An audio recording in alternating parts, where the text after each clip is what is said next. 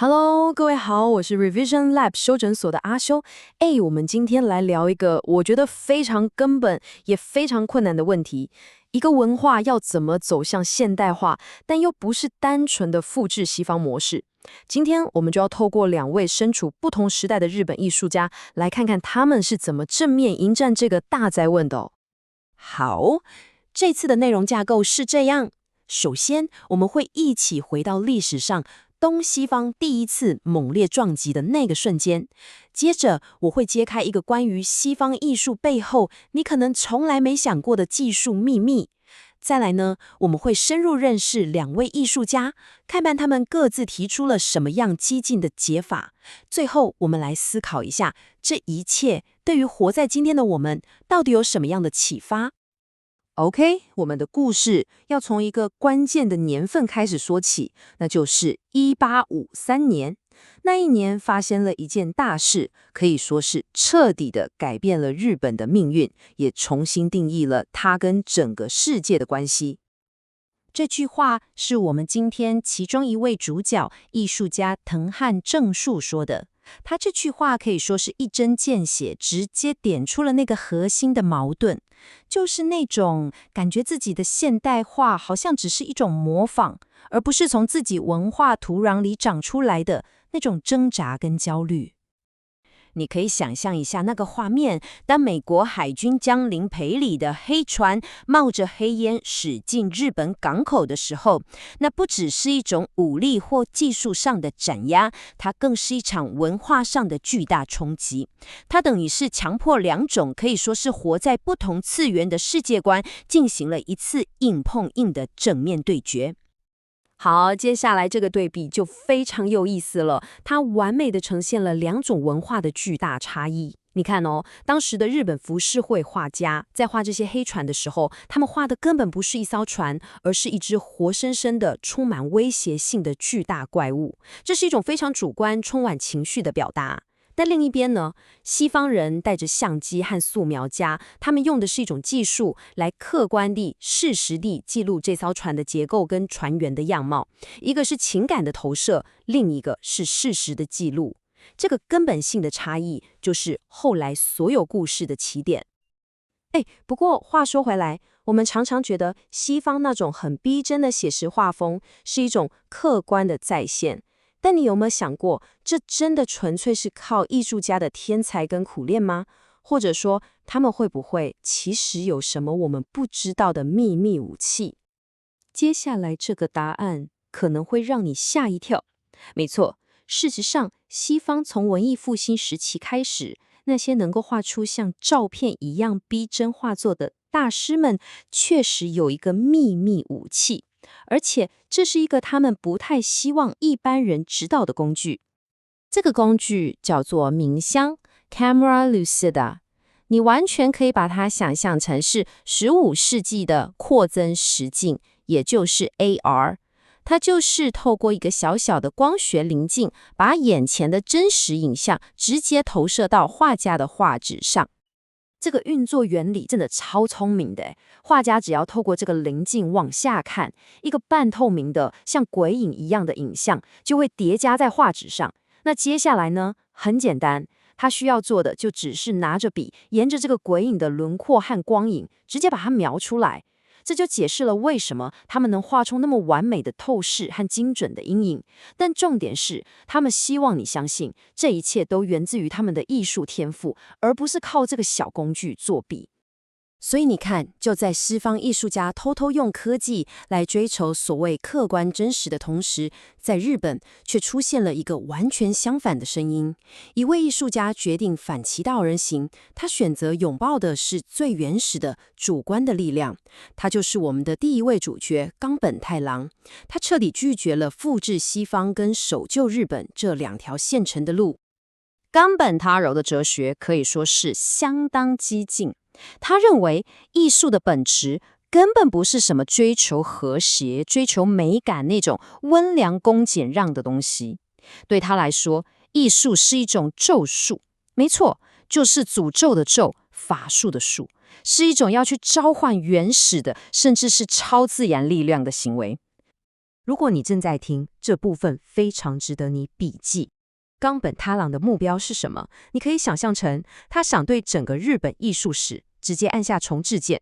他選擇跳過那些我們很熟悉的、精緻的、優美的傳統藝術，直接去跟他心目中日本最源頭、最充滿原始能量的史前時代、繩文時代進行連結。他最出名的一件作品就是1970年大阪萬國博覽會的太陽之塔。當時博覽會的主題是人類的進步與和諧，聽起來非常正面吧？但岡本太郎完全不買單。他在會場正中央蓋了一座看起來混亂、原始，甚至有點嚇人的巨大圖騰。它的內部是一棵巨大的生命之樹，從最底層的變形蟲一路演化到最頂端的人類。但最有趣的是什麼？這座塔原本活動結束就要拆掉，結果後來被民間聯署給救了下來。其中一個重要的原因，竟然是當時有傳言說，如果誰敢拆掉這座塔，就會遭到祟，也就是詛咒。這不就恰恰證明了岡本的觀點嗎？他的藝術品真的擁有了咒術般的力量。他的另一件作品《明日的神話》則完美體現了他對衝突的哲學。這是一幅長達30公尺的巨大壁畫，主題是原子彈。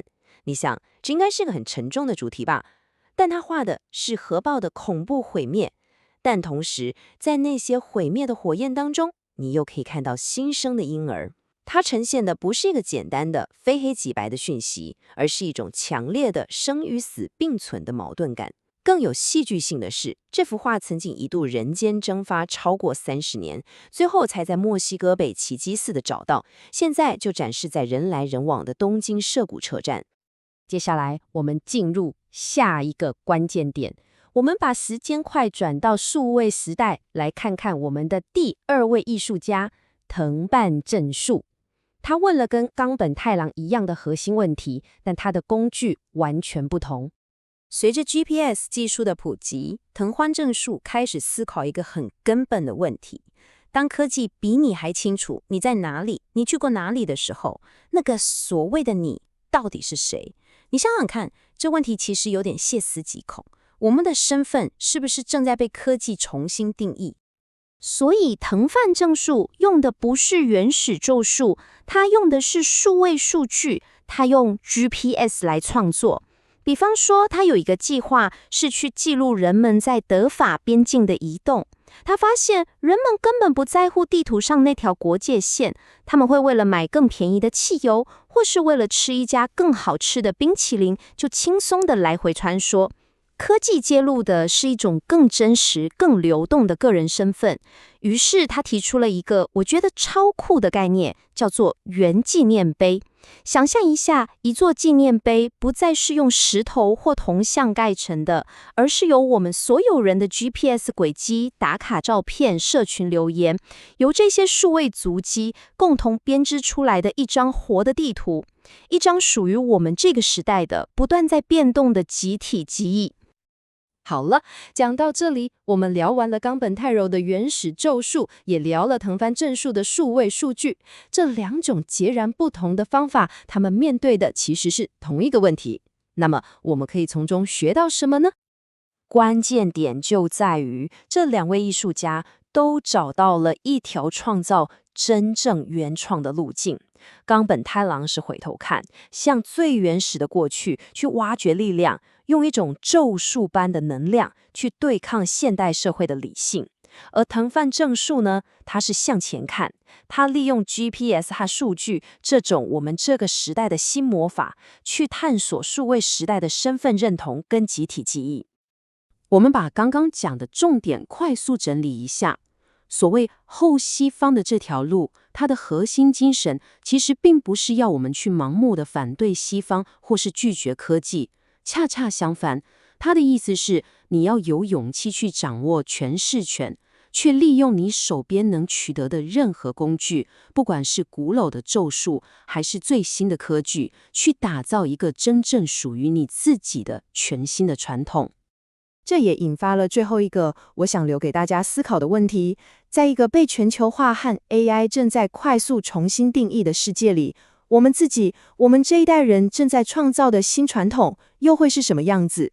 幾十年後，它會如何述說我們這個時代的故事？